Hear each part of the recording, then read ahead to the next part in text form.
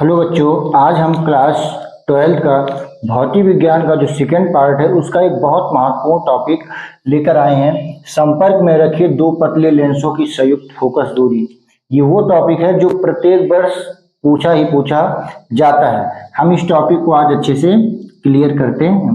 देखिए यहाँ पर क्या है बेटा, आप लोग, मैं बोल रहा हूँ बोर्ड पे लिखने में हमें थोड़ा टाइम लगेगा, टाइम कंज्यूम होगा। आप लोग ध्यान से चीजों को सुनिएगा और जो मैं बोल रहा हूँ उसी के अकॉर्डिंग कॉपी अपने नोट करिएगा।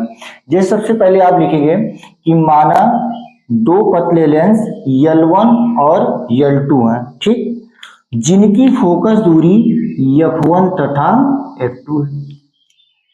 फिर लिखोगे आप लोग कि देखो ये परस्पर संपर्क में है। ये लेंस परस्पर किसमें है? संपर्क मतलब एक दूसरे से स्पर्श किए हैं तथा वायु में स्थित है। ठीक है, कहाँ ये स्थित है? वायु में। उसके बाद फिर कहोगे कि इन दोनों का मुख्य अक्ष उभयनिष्ठ है या कॉमन है। क्या क्या हमें बताया? हमने बताया भाई कि मेरे पास दो लेंस हैं, एक का नाम L1 दूसरे का नाम L2 है। इन दोनों की जो फोकस दूरी है, पहले की F1 दूसरे फोकस दूरी F2, ये दोनों संपर्क में हैं और इनको संपर्क में है और इनको रखा कहाँ गया? वायु में। इन दोनों का जो मुख्य अक्ष है वो कॉमन है। इतनी बात आपको सबसे पहले हेडिंग डालने और डायग्राम बनाने के बाद ये बात लिखनी होगी। उसके बाद आप लिखेंगे कि मान लेते हैं कि ये L1 से U दूरी पर एक बिंदु वस्तु है। L1 से U दूरी पर एक बिंदु वस्तु है, ठीक है। अब देखिए जिसका प्रतिबिंब बनेगा I डैश पर, कैसे बनेगा वो हम देख लेते हैं। देखिए मान लीजिए ये किरण यहां से निकली, यहां की। अब आपको पता क्या बेटा कि ये किस पहली वाली पृष्ठ पर गिर रही है, तो जब इसका अभिलंब आप खींचोगे तो कुछ अभिलंब ऐसे बनेगा। अब आपने नियम क्या पढ़ रखा है कि अगर कोई प्रकाश किरण विरल से सघन में जाती है तो अभिलंब की ओर झुक जाती है। तो मैंने इसको क्या किया? झुका दिया, थोड़ा सा अभिलंब की ओर कर दिया। फिर अगली कहानी क्या है बेटा कि ये अब दूसरी पृष्ठ पर पहुंची। जब ये दूसरी पृष्ठ पर पहुंची तो फिर क्या हो रहा है कि ये सघन से विरल जा रही है और दूसरी पृष्ठ का जब आप अभिलंब खींचेंगे तो दूसरी पृष्ठ का अभिलंब ये होगा आपका, ये इस वाली पृष्ठ का, जो जिसका इधर को है इसका अभिलंब ये होगा। तो जब सघन से विरल जाएगी तो अभिलंब से दूर हट जाएगी। अब ये अभिलंब, ये रहा अभिलंब, तो ये अभिलंब से दूर हटेगी तो कुछ ऐसी इसकी स्थिति बनेगी। यहां पर आगे मान लेता हूं ये है I डैश। अब ये I डैश है, इसका मतलब ये निकल के आया कि जो पहले लेंस से U दूरी पर आपके एक बिंदु वस्तु स्थित थी, उससे उसका जो प्रतिबिंब बना वो I डैश पर बना और पहले लेंस से I डैश की जो दूरी है वो भी डैश है। अब ये सारी चीजें जो हमने किया ये ऐसा मानकर किया कि जो L2 है मतलब दूसरा वाला लेंस है अनुपस्थित है। तो हम सबसे पहले इसमें मेंशन क्या करेंगे कि L2 अनुपस्थित मानकर आपने अनुपस्थित मान लिया, पहला काम ये किया। अब जब आपने इसको L2 को अनुपस्थित मान लिया तो आप लिखेंगे L1 से U दूरी पर स्थित बिंदु वस्तु का प्रतिबिंब I डैश पर बनता है, ठीक है ना, बनता है। ये चीज हो गई आपकी। अब ये कैसे बना उसको आपको कोई समझाना नहीं है, ये हम आपको समझा रहे हैं कैसे बना। फिर एक बार समझ लो। देखो ये बिंदु वस्तु थी, ये प्रकाश किरण निकली, जब ये लेंस के पहले पृष्ठ पर गिरी तो अभिलंब की ओर मुड़ी। क्यों अभिलंब की ओर मुड़ी? क्योंकि विरल से सघन जा रही थी। फिर दोबारा क्या हुआ, जब ये दूसरी पृष्ठ से जब इसको बाहर निकलना हुआ तब ये अविलंब से दूर हट गई, उसका कारण क्या है कि तब ये सघन से विरल जा रही थी। अगर मैं बार बार इसको ड्रा करूंगा, जैसे यहाँ थोड़ा आप समझ लो कि ये ऐसी जब स्थिति थी, तो मान लीजिए यहाँ थी, ऐसे थी। अब क्या हुआ कि मैं अविलंब जब इसका बनाऊंगा तो ये विलंब हो गया। अब इस स्थिति में प्रकाश किरण क्या करी कि जिसको ऐसे सीधे चले जाना चाहिए था, वो सीधे जाने के बजाय अविलंब की ओर झुक गई। ये मैंने झुका दिया। आपको ये समझ है कि ये जो रेखा होती है जो वक्रता केंद्र पर जाती है, वो गोलीय लेंस के लिए अविलंब का कार्य करती है। फिर जब बात दूसरी पृष्ठ की आई, तो दूसरी पृष्ठ का जो वक्रता केंद्र होगा इधर होगा, तो आपने ऐसे ऐसे खींचा। अब क्या होगा कि ये सघन माध्यम है और इसके बाद इधर वायु है विरल माध्यम, तो अब प्रकाश किरण क्या करेगी, ऐसे जाएगी। तो देखिए हमने क्या करा, ऐसे चित्र बना दिया, ठीक है ना। ये आपका डायग्राम हो गया। अब हम देखते हैं कि इसका डेरिवेशन आगे कैसे करेंगे। मैंने चूंकि L2 को अनुपस्थित माना है, इसलिए लेंस की फोकस दूरी का सूत्र, लेंस की फोकस दूरी का सूत्र क्या होगा भाई, 1/f1 बराबर 1/v dash minus u। v dash क्यों, क्योंकि तुम्हें सूत्र पता है कि लेंस की फोकस दूरी का 1/f, तो चूंकि इसकी फोकस दूरी मैंने f1 माना है तो f1 कर दिया। फिर 1/v, v क्या होता है, लेंस से प्रतिबिंब के बीच की दूरी, तो इस लेंस से प्रतिबिंब यहाँ बन रहा है और दूरी कितनी है, v डैश है, तो मैंने v डैश लिख दिया। और u होता है, u अभी भी है कि लेंस से वस्तु के बीच की दूरी u है, ये हो गया। तो इसको मैंने मान लिया समीकरण नंबर 1। अब क्या होगा, आगे की स्थिति ये बनती है कि अब मैं क्या करूंगा कि मान लूंगा कि L1 नहीं है। अब मैं मान लूंगा कि L1 अनुपस्थित है। जब L1 अनुपस्थित माना जाएगा तो उस स्थिति में क्या होगा बेटा, ये जो प्रकाश किरण ये ऐसे आ रही है, ये प्रकाश किरण आएगी आपकी यहां आ जाएगी, और ये क्या हो गया, क्यों हो जाएगी, क्योंकि उस स्थिति में जब L1 अनुपस्थित होगा तो I डैश जो होगा वो आभासी वस्तु का काम करेगा, आभासी वस्तु का कार्य करेगा। ठीक, ये जब आभासी वस्तु का कार्य करेगा तो उस स्थिति में जो आपका प्रतिबिंब बनेगा वो I पर बनेगा।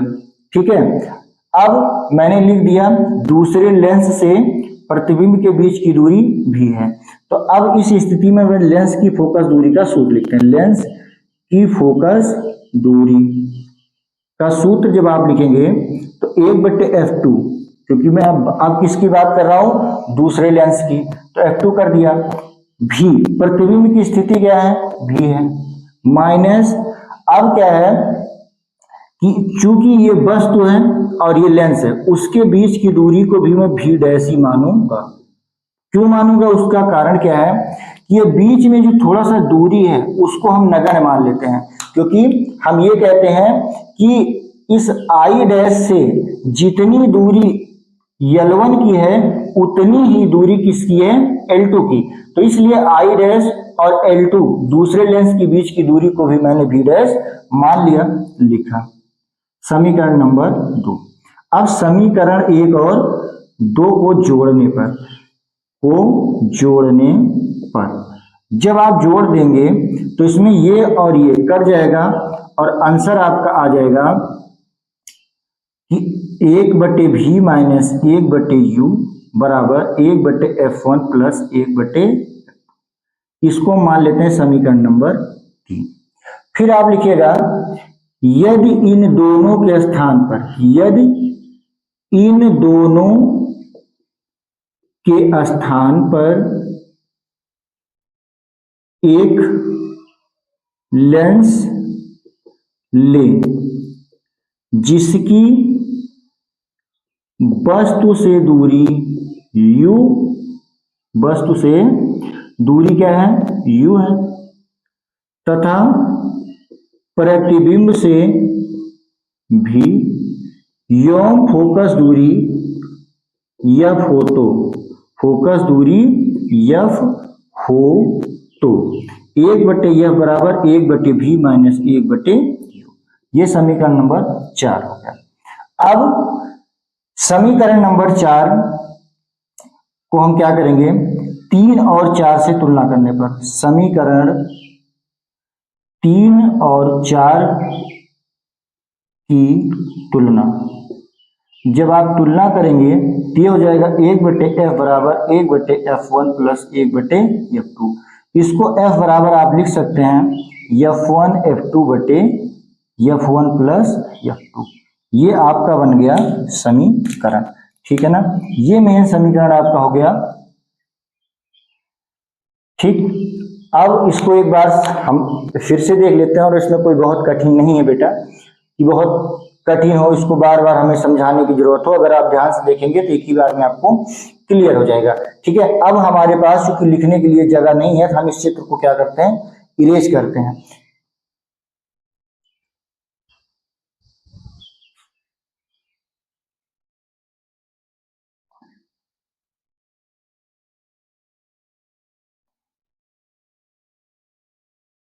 आगे देखिएगा आप लोग, अब इसमें पहली कंडीशन होगी, यदि दोनों उत्तल लेंस हो, अगर दोनों उत्तल लेंस होंगे तो इसका मतलब होगा कि f1 भी प्लस में होगा और f2 भी प्लस में होगा। इस स्थिति में जब सब कुछ प्लस होगा तो f का मान भी क्या आएगा, प्लस आएगा। इसका मतलब अगर दो उत्तल लेंसों को आप संयुक्त करके रखेंगे तो उसकी वो बिहेव करेगा किसकी तरीके से, उत्तल लेंस। अगर आपने क्या किया कि दोनों जो दो लेंस संपर्क में थे वो दोनों क्या थे, उत्तल थे। अगर दोनों उत्तल रहेंगे तो किसके भाग व्यवहार करेंगे, उत्तल की तरीके व्यवहार करेंगे। कैसे पता चली, क्योंकि जो एफ की फोकस दूरी निकालोगे वो धन में आएगा। दूसरा मैं मान लेता हूं कि यदि दोनों अवतल हो, यदि दोनों अवतल हो, अब दोनों अवतल होंगे तो मान लीजिए f1 क्या हो गया,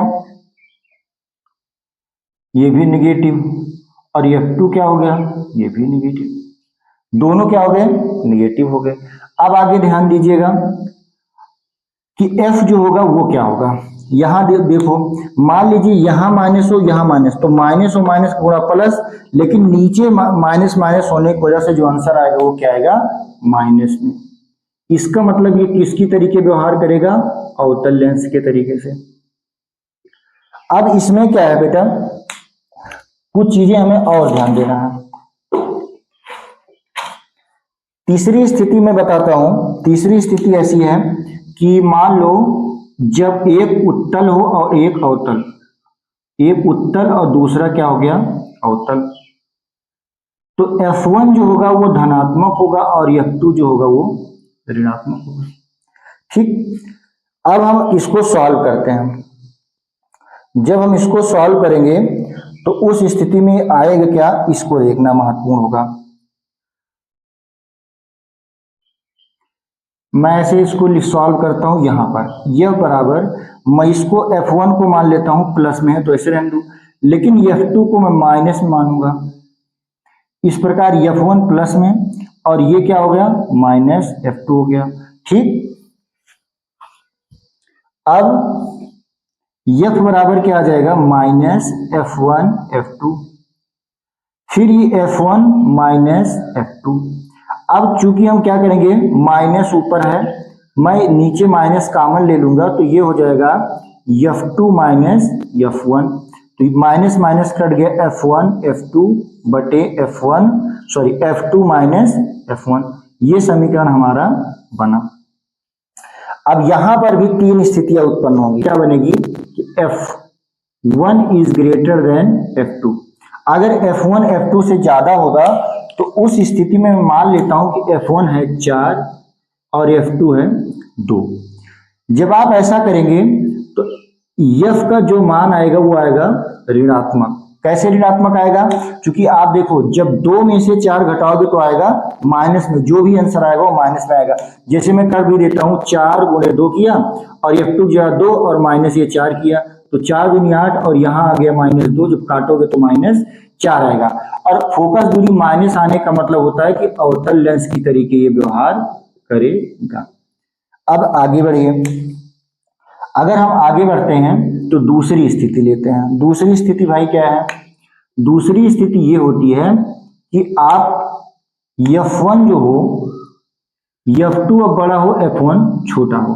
उस स्थिति में आप ऐसे, जैसे मान मैंने लिया है, मान लेके देखोगे तो जो F का मान आएगा वो आएगा धनात्मक। इसका मतलब इस स्थिति में उत्तल लेंस की भांति व्यवहार होगा। देखो, एक उत्तल लेंस है और एक अवतल लेंस है, दोनों संपर्क में रखे हैं। अगर F1 और F2, देखो यहां मैंने लिखा है कि यहां पर देखो, आपको यहां पर मिल जाएगा लिखा कि F1 उत्तल के लिए कहा गया, F2 अवतल के लिए कहा गया।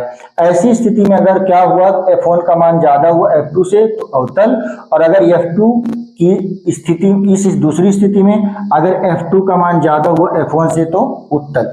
ये बात आपको ध्यान में रखना है। अब हम आगे बढ़ते हैं, तीसरी स्थिति क्या है? C। अगर भाई बात की जाए C की, और इस स्थिति में हम मान लेते हैं F1 बराबर F2, तो यहां पर F1 बराबर F2 का 0 होगा और भाग किया जाएगा तो F आएगा अनंत।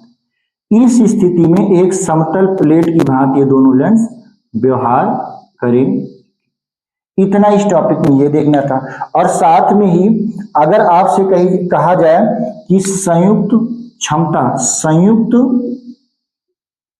लेंस की क्षमता बताओ, तो उस स्थिति में आप लिखोगे P बराबर P1 प्लस P2।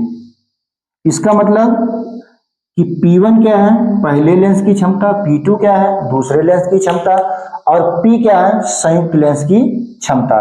ठीक है, जब आप सवाल करेंगे तो वहां पर मान लो P दूसरा वाला अवतल है तो उसके लिए माइनस है, और P1 पहला वाला उत्तल है तो उसके लिए प्लस है। वो मैं आपको जो सवाल कराऊंगा तो आपको क्लियर हो जाएगा। आज का ये टॉपिक आपका क्लियर हुआ, जो कि बहुत ही महत्वपूर्ण टॉपिक है और बार बार बोर्ड के पेपर में पूछा जाता है। इसको बहुत पहले आप वीडियो को देखिएगा, उसके बाद सीरियल वाइज आप उसको नोट कीजिएगा, कम से कम 2 या 3 बार प्रैक्टिस करिएगा, जिससे अभी जब वीडियो देखने के बाद ये टॉपिक आपकी क्लियर हो जाए और हमेशा हमेशा के लिए क्लियर रहे।